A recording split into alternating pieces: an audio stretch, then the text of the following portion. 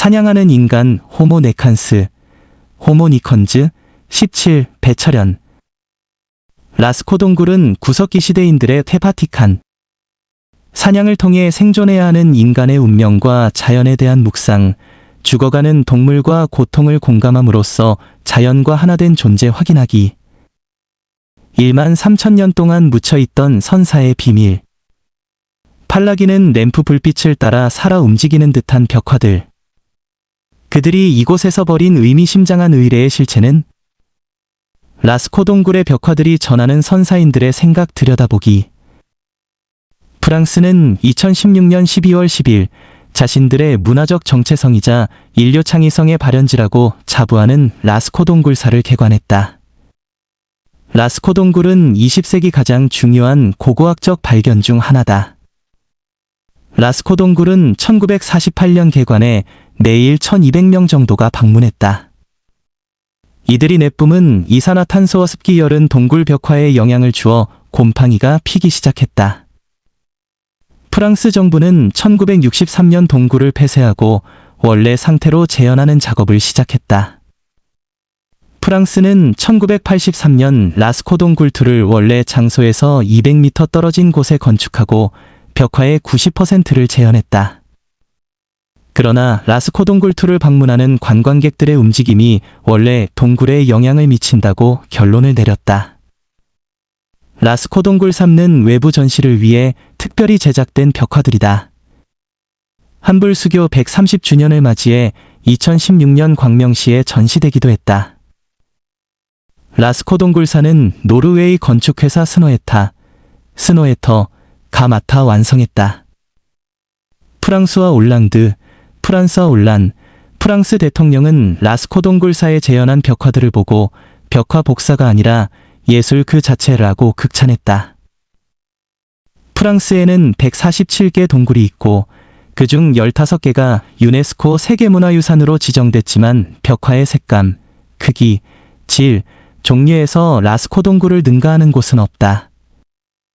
라스코 동굴 벽화를 맨 처음 분석한 예술사학자이자 신부인 에베이 브로일은 라스코 동굴을 선사시대의 시스틴 성당이라 불렀다.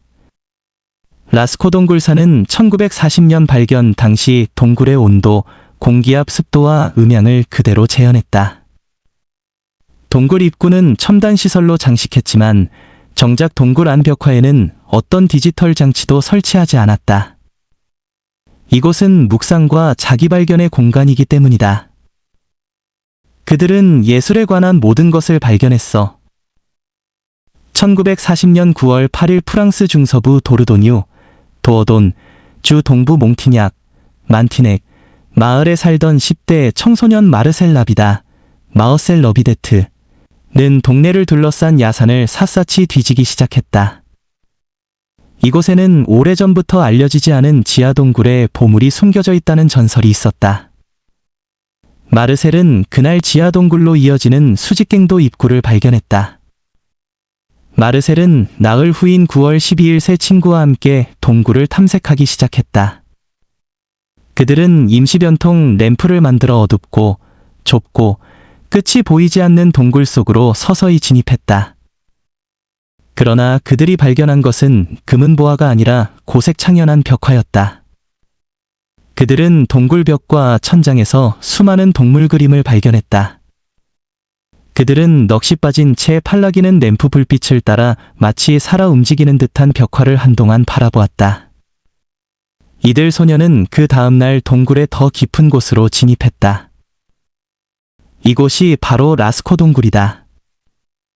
라스코 동굴의 갤러리와 통로는 전체가 240m다. 이곳에 그려진 2000여 이미지 중 900개가 동물 그림이고 나머지는 여러 가지 형태의 기하학적 모형이다. 이렇게 많은 이미지가 현재까지 남겨진 이유는 쇼베 동굴처럼 동굴 입구가 운 좋게 기원전 1만 3천년 전에 산사태로 막혔기 때문이다. 그들은 예술에 관한 모든 것을 발견했어. 파블로 피카소는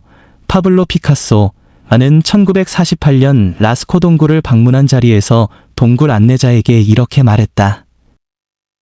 라스코 동굴 예술가들이 발견한 것은 상징의 언어다.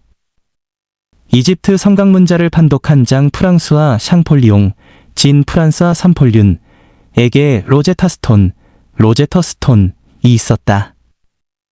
샹폴리옹은 로제타 스톤에 함께 적혀 있는 그리스어를 보고 성곽문자를 판독했다. 그러나 라스코동 굴벽화 예술가들에겐 로제타 스톤과 같은 참고서가 없다. 그들은 기원전 5세기 고대 그리스 황금시대까지도 재발견되지 않았던 기술인 원근법을 이용해 램프나 횃불에 펄럭이는 불빛 가운데 동물들이 마치 벽에서 튀어나올 것 같은 생명력과 활동성을 대담하면서도 섬세하게 표현했다. 벽화 중에는 말에 관한 벽화가 가장 많고 17세기 초 멸종한 유럽 들소인 오록스 유럽 들소 야생염소, 그리고 심지어 암사자 그림도 발견됐다. 이들 벽화는 기원전 1만 7천에서 1만 5천년에 그려진 것으로 추정되며 르네상스 시대 화가나 조각가처럼 최고 예술가들이 제작했다. 라스코 동굴은 구석기 시대 호모 사피엔스들에게 오늘날 예루살렘이나 바티칸 성당처럼 중요한 장소였다. 이곳에서는 의미심장한 의뢰가 있었을 것이다. 동굴 속 동물 그림은 자연 순환에 대한 묵상. 호모 사피엔스들은 어떻게 칠흑 같은 동굴 안으로 들어갈 수 있었을까? 고고학자들은 그 안에서 등불 유적을 발견했다. 사암으로 만든 등불에는 현생 인류가 추운 겨울이나 밤에 불을 지피기 위해 사용한 동물 기름의 흔적이 남아있다. 그들은 이 동물 기름을 등불 연료로 사용해 깊은 동굴 속으로 진입했다.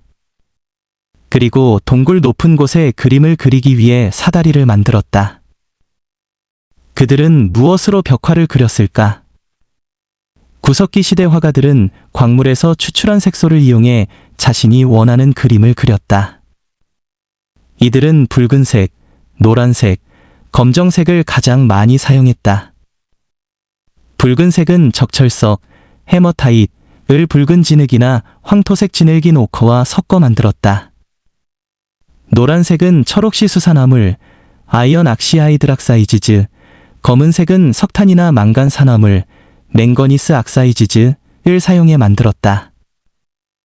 그들은 이들 색소를 곱게 갈아 물과 섞은 후 불에 가열해 접착 성분을 만들었다.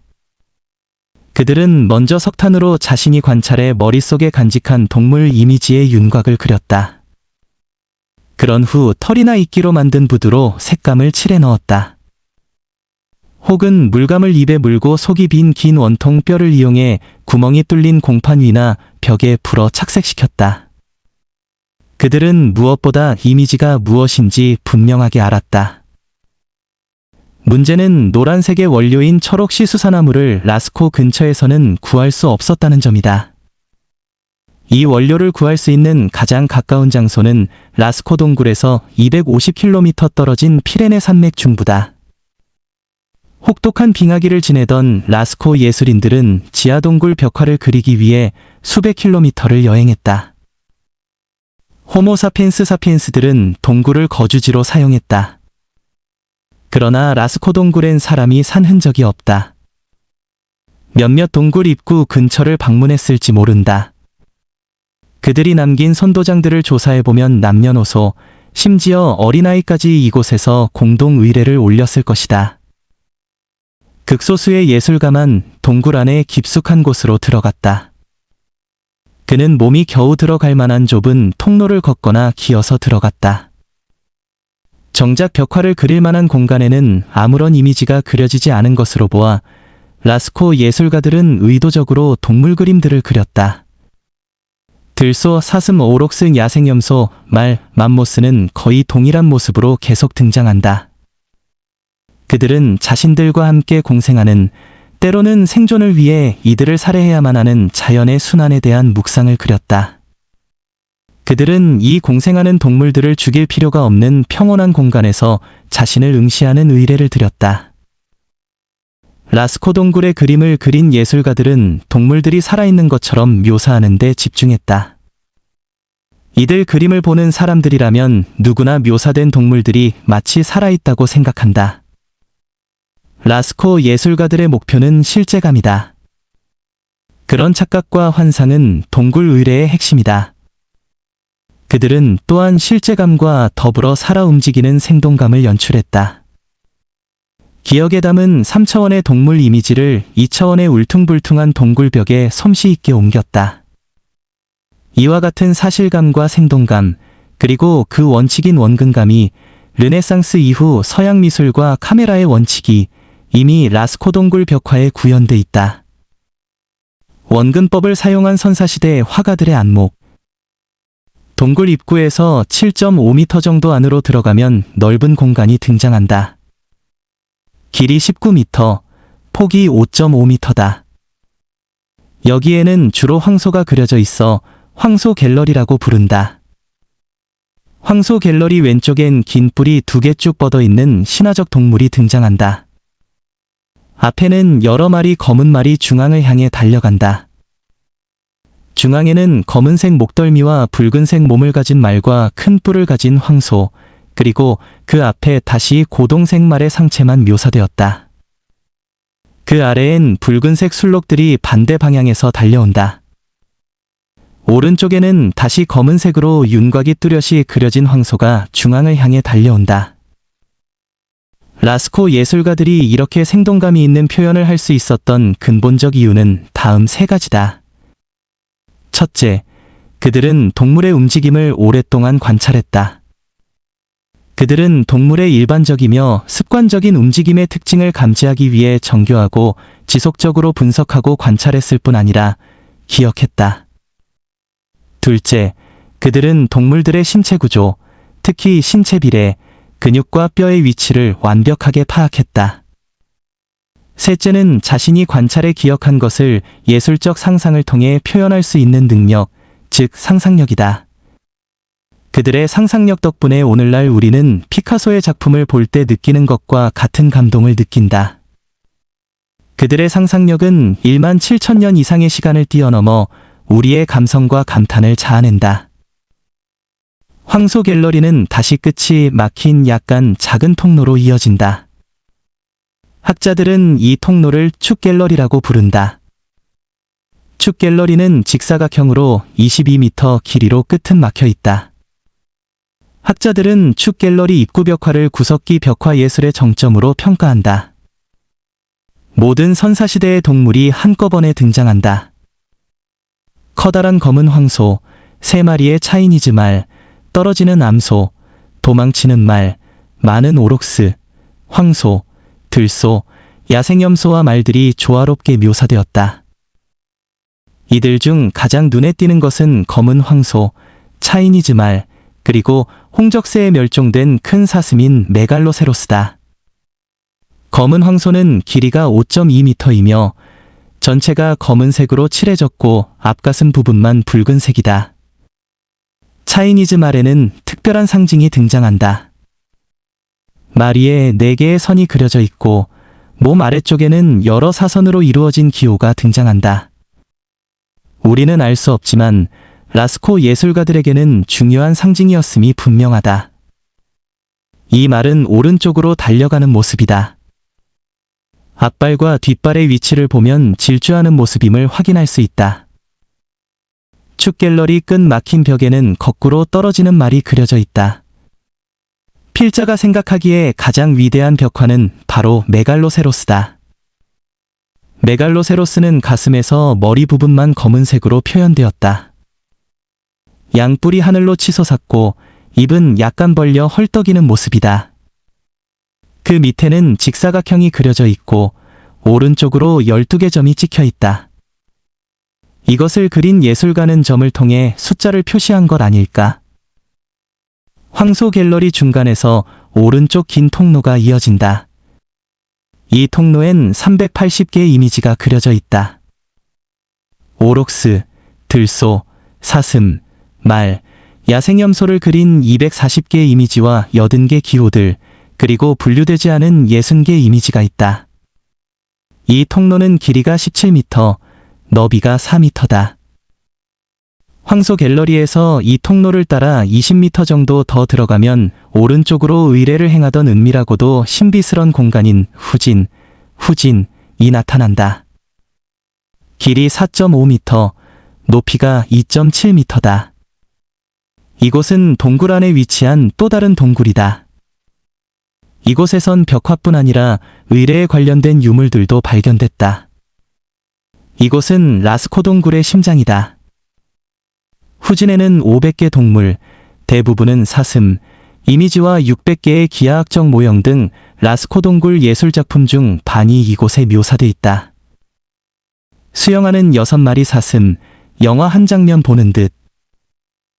후진 끝부분에서 갈라진 틈을 자세히 보면 수직갱도가 나온다. 후진의 바닥에서 6m나 직선으로 내려와야 한다. 동굴 전체에서 가장 깊은 곳에 특별한 벽화가 있다. 학자들은 이 벽화를 사고 장면이라고 부른다. 이곳에는 창에 찔려 죽어가는 황소와 사냥 후 지친 혹은 죽어가는 호모 사피엔스 사피엔스와 그의 창이 묘사돼 있다. 구석기 시대 동굴 벽화에 사람 모습이 등장하는 경우는 극히 드물다. 이곳에는 벽화나 기호가 거의 없다. 모두 합쳐 4동물과 3가지 기호뿐이다. 사고 장면에 대해서는 해석이 분분하다. 이 글에서는 동굴의 나머지 부분을 설명한 후 사고 장면을 해석할 것이다. 후진에서 다시 동굴 중간 통로로 나오면 오른쪽으로 내부 중앙 부분인 신랑이 나온다. 신랑은 길이 19m, 너비는 6m다. 신랑은 입구의 높이 2.5m로 시작해 끝으로 갈수록 점점 높아져 마지막 부분은 8m에 이른다. 신랑의 벽은 부드러워 대부분은 새긴 그림이다. 벽화들 중에서는 가장 아름다운 그림으로 평가받는 검은 황소 그림 패널과 원근법을 적용해 그린 서로 다른 곳을 향해 달려가는 들소, 그리고 상상의 개울에서 수영하는 사슴 패널이다. 이 수영하는 6마리 사슴은 마치 영화의 한 장면과도 같다. 맨 앞에서 수영하는 사슴은 몸이 수직이 되어 물에 빠져 허우적대는 모습이다. 그 뒤에 묘사된 다른 사슴들은 자신이 가고자 하는 곳으로 가기 위해 강을 안전하고 자신 있게 건넌다. 그 뒤는 하얀 석회암이 흘러 생긴 갤러리가 자연 상태로 보존돼 있고 마지막으로 암사자들이 묘사된 암사자 갤러리로 이어진다. 신랑에서 암사자 갤러리로 이어지는 길은 우윳빛 석순으로 가득 차 있다. 이곳의 길이는 20m 정도인데 어떤 이미지나 기호가 발견되지 않았다. 그 뒤로 암사자 갤러리가 있다. 암사자 갤러리로 들어가는 입구는 매우 좁다. 암사자 갤러리는 길이 30m에 이른다. 암사자와 사자들이 그려져 있다. 라스코 예술가들이 이 그림에서 달성한 예술적 업적, 특히 현실감과 생동감을 표하는 능력은 압도적이다. 라스코 동굴에 남겨진 그림들은 모두 동물 그림이다. 호모 사피엔스 사피엔스의 생존 전략은 관찰과 상상이다. 그들은 관찰과 상상을 통해 생존을 위한 최고의 전략을 짤 수 있었다. 그들의 관찰 대상은 라스코 동굴 벽화의 주제에서도 알 수 있듯 동물이다. 그들이 오래전부터 지속되어 온 네안데르탈인과 경쟁에서 승리한 이유는 동물의 움직임을 파악하고 사냥을 기획할 수 있었기 때문이다. 왜 그들은 자신과 동료들은 그리지 않았을까? 그들이 이전의 동굴 벽화에도 자신의 손을 남겨놓은 예가 있지만 신체 전체의 모습은 남겨두지 않았다. 구석기 시대 동굴 벽화에서 인간을 묘사한 벽화는 극히 드물다. 구석기 동굴 벽화에 인간이 없는 이유. 라스코 예술가들은 동물들의 특징, 움직임을 원근감을 이용해 정교하게 표현할 수 있었다. 그런데 왜 그들은 자신들의 모습은 그리지 않았을까? 프랑스 미술사학자 리케는 원시미술, 라어트 프리머티프이라는 책에서 그 이유를 설명한다. 그는 예술의 사실적 표현에는 시각적 사실주의, 비주얼 리얼리즘과 지적 사실주의, 인털렉추얼 리얼리즘라는 두 층위가 있다고 주장한다. 시각적 사실주의는 대상을 있는 그대로 표현하는 행위이며 지적 사실주의는 용어가 주는 의미와 달리 대상의 모습과 상관없이 그 대상에 대해 자신이 인식하는 것을 표현하는 행위다. 리케는 지적 사실주의를 어린아이 그림과 연결해 설명한다. 원시인들도 어린아이처럼 시각적으로 사실적 그림을 그리기 전에 지적 사실주의 그림을 그린다고 주장했다. 프랑스 사상가인 조르주 바타이유, 조어지즈 버털리, 1897에서 1962는 원시인들을 어린아이로 폄하하는 리케의 주장에 반대하면서 원시인들이 인간을 비정형적 형태로 표현하는 이유를 추적했다. 바타이유는 인간의 모습을 동물과 달리 추상적이며 기형적 모습으로 표현하는 이유를 인간의 본능에서 찾았다. 인간은 새로운 창조와 부활을 위한 파괴와 죽음을 경험하여 그 경험을 거룩이라고 주장한다. 독일의 종교학자 루돌프 오토는 거룩을 절대타자 겐즈 엔디어라고 해석했다. 그는 예술의 기원을 인류가 짐승에서 인간으로 가는 여정에서 찾는다. 인간은 이전 짐승 상태에서 머무르지 않고 자신에게 주어진 한계와 금지구역, 인터딕션을 넘어 위반, 트랜스그레션 하는 행위를 통해 문화를 구축한다. 이 전이 과정은 동물 세계의 동참을 통해 이루어진다. 이 동참은 일상적이지 않고 정형적이지 않은 비정형, 인포엄으로 표현된다. 이 그림을 보는 사람도 자신의 마음속에 숨어있는 금지를 위반하려는 본능적 욕망을 공감한다. 라스코 동굴 벽화를 관찰하는 인간은 비로소 종교적 동물이 된다. 이제 잠시 미뤄두었던 후진의 사고 장면에 대해 말해보자. 라스코 동굴의 지성소라고 할 수 있는 후진에는 특별한 벽화가 있다. 죽어가는 인간과 황소를 그린 그림이다. 이 그림을 이해하기 위해서는 사냥꾼의 마음을 상상해야 한다. 인류는 아직 농업을 발견하지 못했다. 그들에게 맘모스처럼 큰 동물 사냥은 자신뿐만 아니라 가족과 부족의 생존을 상당 기간 보장해준다. 그렇다고 사냥꾼이 맘모스에 대해 적대감만 있었던 것은 아니다. 그들은 맘모스를 사냥하기 전에 들에서 뛰놀던 맘모스와 그 가족들을 오랫동안 관찰했다. 생존을 위해 사냥해야 하지만 동시에 맘모스에 대한 동정심으로 마음이 불편했을 것이다. 최근 인류학자들은 아직도 원시적인 사냥을 하는 부족들은 자신의 가족이자 심지어 자신들을 지켜주는 보호자라고 여기는 동물을 사냥해야 하는 운명에 상당히 고통을 느낀다고 전한다. 아프리카 칼라하리 사막에 거주하는 부시맨들은 사슴과 같은 동물이 남긴 발자국을 추적해 독을 바른 화살을 쏜다. 독화살을 맞은 사슴은 서서히 죽어간다. 그들은 동물과의 불가분의 유대감을 표시하기 위해 죽어가는 사슴을 붙잡고 사슴이 울면 자신도 울면서 죽음이 가져다주는 극도의 고통을 상징적으로 동참한다. 어떤 부족은 동물의 가죽을 입거나 동물의 피나 배설물을 천막에 발라 의례적으로 그 동물이 지하 세계로 가는 길을 함께 준비한다. 그들은 사냥에서 자신들이 죽여야 하는 동물을 미워하지 않았다. 오히려 그 동물이 지닌 위험이나 용맹성을 흠모했을지 모른다. 자신이 생존을 위해 죽여야 하는 행위를 부끄럽게 생각했을지도 모른다.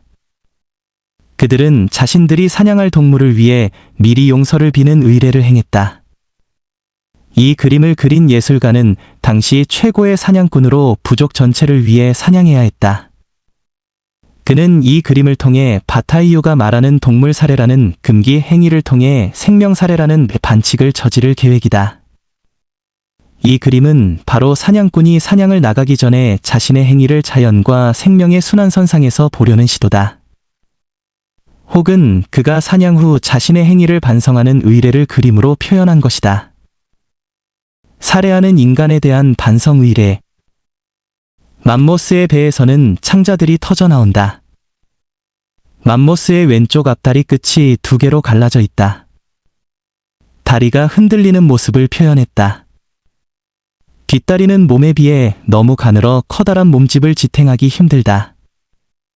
사냥꾼이 던져 상처를 낸 창이 맘모스의 엉덩이 부분에서 땅으로 사선으로 그려졌다. 사냥꾼은 맘모스의 배를 공격해 지금 막창자들이 쏟아져 나온다. 맘모스는 고개를 돌려 쏟아져 나오는 창자들을 슬픈 눈으로 바라보고 있다. 맘모스 앞에는 한 사냥꾼이 등장한다. 사냥꾼이 실제로 맘모스 앞에 누워있는 모습은 아니다. 사냥꾼은 맘모스가 죽어갈 때 자신도 함께 정신적으로 영적으로 죽어간다는 연대감을 표시하기 위해 자신의 모습을 그렸다. 사냥꾼은 맘모스에 비해 연약하다.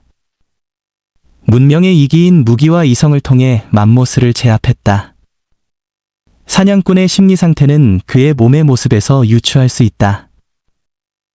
바타이유의 용어를 빌리면 그는 비정형이며 기형이다.